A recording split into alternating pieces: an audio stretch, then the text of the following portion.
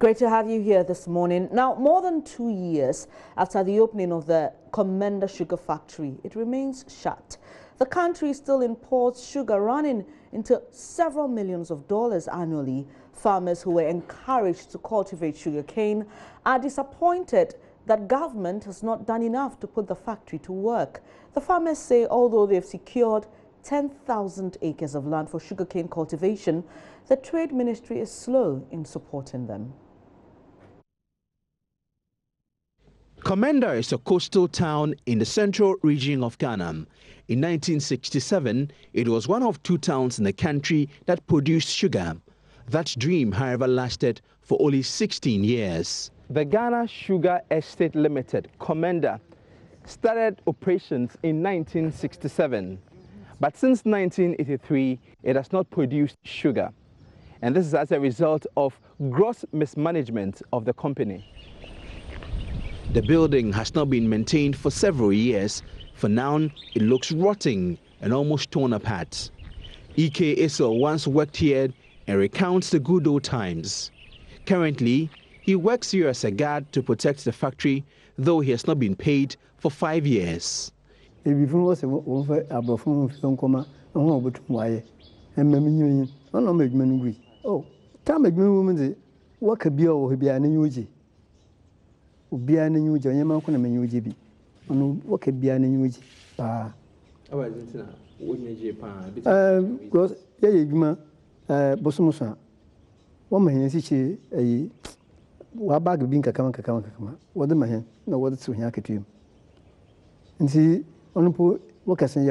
Sugar power. Outside so I'm working behind you. I'm not market the bill on I am fine for because even 5 years in one time. He hoped the new sugar factory would be managed properly. The new Komenda sugar factory was meant to reduce Ghana's reliance on importation of sugar. As of 2016, Ghana spent about $20 million on importation of sugar. The resultant effect of the close down of these sugar mills was that our country became totally dependent on imported sugar for domestic and industrial consumption. And so as I speak, every single cube of sugar, every single grain of sugar that we eat here in Ghana is imported from outside. Komenda is going to change that. It is my honor and my pleasure to declare the Komenda Sugar Factory duly inaugurated. The fanfare died, and shortly sugar production ceased because the company could not get the required tonnage of sugarcane for production. The $35 million sugar factory, which has the capacity to crush 1,250 tons of sugarcane daily, now sits fallow. The youth who were eager to work in the factory are still jobless and have lost all hope. Farmers who were cajoled into sugarcane growing are disappointed. What's the factory? Who try to go to the factory? It should be a toma machine for table. When 2 months I shouldn't have any. I shouldn't have my employee. One can come for a shooting pool. Mkobe and Penawatry. Ah, what's the movie Monto? And it's in one Casamu. Mokwe last one was more on to Abenue. What to Abenue to Bianca Samu? Atmende. Some Abaco. I am Yoso. The Mayajuma Ultra one for I am yo. Mesha, Mimida was a Melbourne, me and Mesha, my Shabanchi. The nature, I don't know what time or which time one for no. Banchos is Cabin Papa, no Banchi Pony Binto. The Bible to me, Crumpo, Mahabanum. And I'm damaged my share shooting minty. May escape Bianchi Banching. Me give the Bancho come, Papa. She may escape Banching. Now, which is one for. According to the president of the Sugarcane Growers Association, James Manson, they have held meetings with officials of the Trade Ministry and have concluded that they are not serious. Deputy Minister, visited the chiefs around here. We met at Komenda at Omahin's Palace, and we told the chiefs that they need a land of 10,000 acres before the party could be, inoperative. When they get the land of 10,000 acres, before they will grow the sugarcane. But what is left is almost 2,000 acres. So without 2,000 acres, then we have to find another 8,000 before you can get the 10,000 acres as they are requesting. So we went to another village about 9 miles from here called Sachrahiman. We met the chief there, and he promised that he can also lease a land of 5,000 acres. We sent a report to the deputy minister that this we have done. Since then they haven't come. Me, I've taken it to be that we are not serious of what we are doing. Because actually if we are serious and we are talking about the land, and presently we have 2,000 acres there, why you don't start the 2,000, planting the 2,000 acres of land? Because when you get the 10,000 acres, you can, even with 2 years, you can plant the sugarcane covering 10,000 acres. You have to do it step by step. Frustrations from the sugarcane growers compel them to find markets for their produce. When the Komenda Sugar Factory failed to buy sugarcane from the farmers, they pushed all their products to local alcohol distillers. There was so much sugarcane, the supply was so high that now Akpeteshie distillers now determine the price of sugarcane. We are not going to the farmers, I want sugarcane from you, I want sugarcane from this man. They rather come, they rather comes to us that, I have sugarcane, I need you to go and harvest. I will tell the price for you, because if 450 Ghana as I'm talking, maybe you are in difficulties. So I can say I will give you 300 Ghana. If you like, you accept. If you don't like, you go away. Clearly, the Akpeteshie business is booming. The cost of production has gone down. We demonstrate so that government hear our views. That the biggest losers, however, are sugarcane growers. They want government to give them a deadline on when the sugar factory will be opened, or else... Yeah, you see, Ghana today, if you don't demonstrate what you expect, you won't get it. That's why, demonstration, you see it here and there. So when are you going to demonstrate? We are waiting for our certificate. That our certificate has delayed. Immediately we get our certificate as, farmers, sugarcane farmers association, then we start. Demonstration? Yes. Here stands the old Komenda Sugar Factory, a monument that paints a picture of mismanagement. 4 kilometers away is the new Komenda Sugar Factory. For now, it is not a sugar factory. It is a monument showing Ghanaians what bad planning and neglect look like. Anytime you add sugar to your tea or beverage, remember that although Ghana has a land size of 238,535 kilometers squared, we still cannot find enough land to cultivate sugarcane. Georgia Kobner, JoyNews. Well, the General Secretary of the General Agricultural Workers Union, GAU, Edward Karewe, joins me in studio. Mr. Karewe, sugarcane farmers are suffering. Are you aware of this problem? Yes, we are. We are aware of it. And what have you been doing about it? It's been 2 years running. What do we do? The thing is, they have to produce the sugarcane for the factory, and the factory is not operational. So what can we do? You can't chew the sugarcane. How much can you chew? The rest will have to go to Akpeteshie distillers. And we have been told how they now determine the prices. It is coming from they themselves. So there's nothing we can do. There's little that we can do, if anything at all, because they produce and there's no market. You can't create the market by what means? It's the factory that would have created the market, and we planned for it.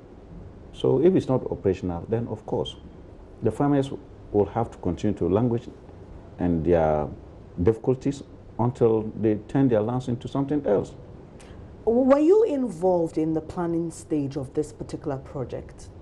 When you say this particular project, at what time? The Komenda sugar factory, before the factory was put up, were you involved as agric workers? Well, to some extent, because ideas here and there were shared as to what should be the way forward. We need to, how do we manage the economy? How do we get our dollar, we spend less to import? Because we are always stand that this country cannot continue to be importing. We believe in import substitution, industrialization. So because of that, we have been at the forefront of agitating for that. So when the need then arose, or government said that they were setting up this, of course, we were more than happy to see something of that nature happen. Okay, I'm asking this because shortly after the factory was inaugurated, it had to be closed down because there was not enough raw material to feed it. And so at what point, for example, did the Agric Workers Union or the farmers know how much they had to contribute? Was there any plan? How do we feed the factory? So on and so forth. Well, there are two stages. One is to build the factory. Another is also to produce the sugarcane to feed it. So you need to have the balance. So when government says they have been able to secure the funding to build a factory, we cannot say wait until you finish with all this, because building the factory takes a longer time and then it is more complex. But what was your suggestion to government in satisfying, all the angles and every other aspect that needed this factory to run? One, our suggestion was this: it's not a new thing to be done in Ghana, because when it comes to plantation agriculture, you need to have a nuclear production base. So the factory needs to have its own land, where it may even let out that land to others to produce the sugarcane and monitor it, so that you can have the minimum raw material base for the factory. Then beyond that, you now have outgrower farmers who will produce on their own and you buy from them. You see, you don't control that land, so you buy from them to add. So in the event that the outgrowers fail to supply you the fruits for whatever reason, then you have your minimum requirement of raw materials that will keep your factory running. Because you can't run a factory of this nature based on open market available supply of raw materials. You need to secure the minimum raw material level, which you must have control over. And that is not a new story. If you look at the palm oil plantations in the country, they have done similar things. They have got outgrowers, and then they have their nuclear plantations, where the nuclear plantation provides the minimum, and then the outgrower now add to it extra. So are you saying here that those suggestions were not taken? Well, I won't say they were not taken, but the outcome has shown that if they were even taken, they were not properly implemented. All right, I will come shortly to continue this conversation because there are some other questions that we want answers to. But first, just something little to help you understand the Komenda Sugar Factory and where we are now with it.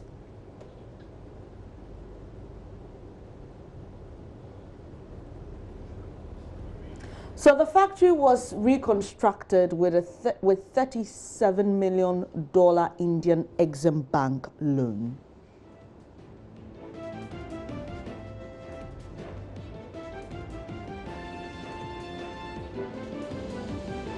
And it has the capacity to crush 1,250 tons of sugar per day.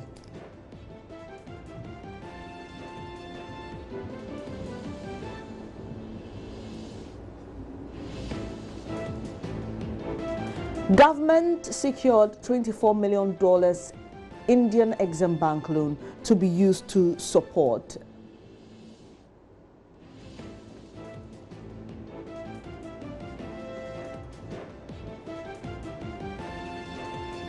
And the factory is set to, create jobs for more than 7,300 people.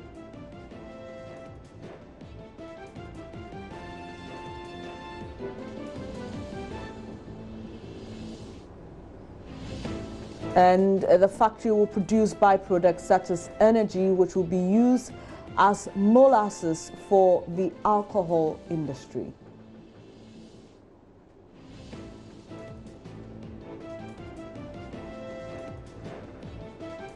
Well, Ghana imports sugar worth $200 million annually.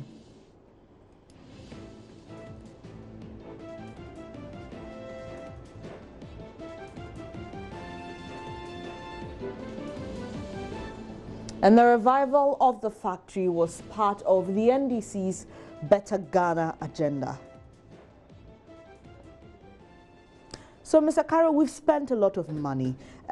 Last year, November 2017, the Minister of Trade and Industry, Mr. Alan Tremantin, told Parliament that they had secured some extra $24.5 million Exim Bank credit facility to support the growing plantation and outgrower scheme in a bid to provide raw materials. Well, we're almost a year from that point that this statement was made. We're still not seeing anything. So what's the way forward for you, GAU, and the farmers? Well, we have we are worried, seriously worried about the way things are. We conceptualize our policies, and then we implement our policies in this country. We always have cause to think that the main problem for our underdevelopment is because we don't implement our policies to the letter and we don't implement them to specification. We are worried because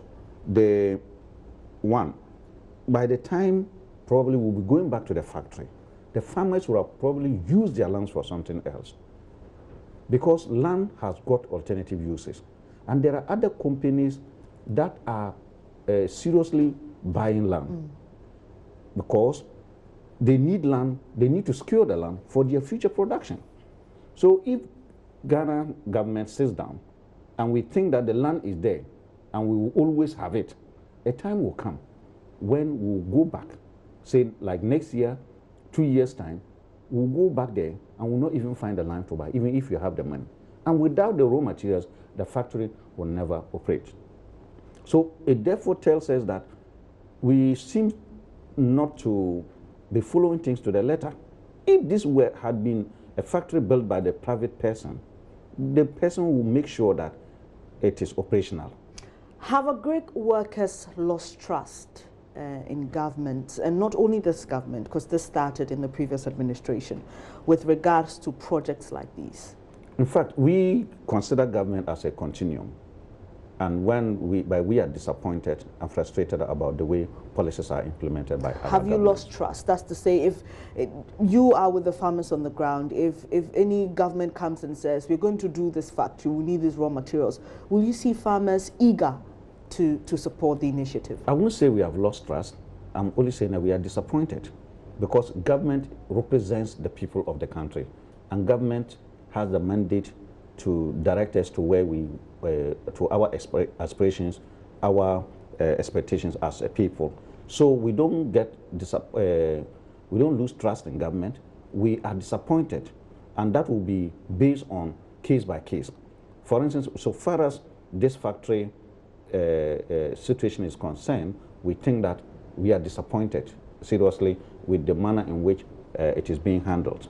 But we may have a stronger, trust and happiness in government in another area, but not necessarily for this factory. But so far as this factory and the sugarcane production, what it will do for this country in terms of saving us millions of dollars that we spend on buying sugar, in terms of the jobs that would have been created, and then the fact that it will create pride and hope in the people, give them incomes. All this is not being done because we simply do not want to do what is right. And this is not a natural disaster. This is not an act of God. This is a deliberate, decision of us not to do things right. And that is the disappointment that we are having. Who are we? We are led by government, and government must always lead the people. So we are disappointed that yes, government started something, and then it appears to us that they are abandoning it along the line. Finally, what are you going to do since the Trade Minister made this announcement about getting some funds to support the project? Have you had any meeting? Well, of course, when they say the funds are secured, and we also know that funds are not, when they say they are secured, it does not necessarily mean that they are immediately available to you. We would encourage the ministry to take up the matter, because it is not only about the agri workers union which is talking about it, even the farmers and the people there on the ground. And you journalists are doing very well by letting all of us see what is happening. I believe all this put together will spur government on to fast track whatever they are doing to make sure that the factory is operational, so that we could save further losses and also generate income for this country.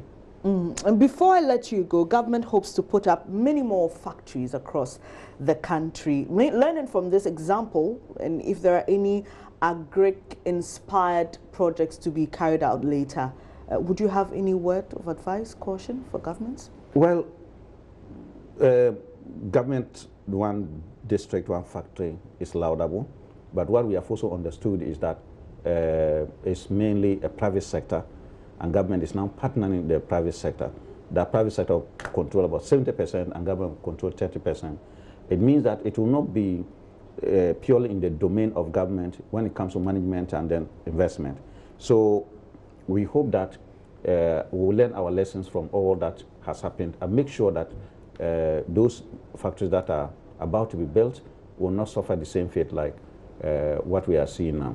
Thank you very much for your time. Edward Karowe is General Secretary of the General Agricultural Workers Union, Garwin. We've been talking about the Komenda sugar factory and the fact that since it was constructed some 2 years ago, still is shut. We'll get a response from the Ministry of Trade and Industry on this matter in subsequent bulletins.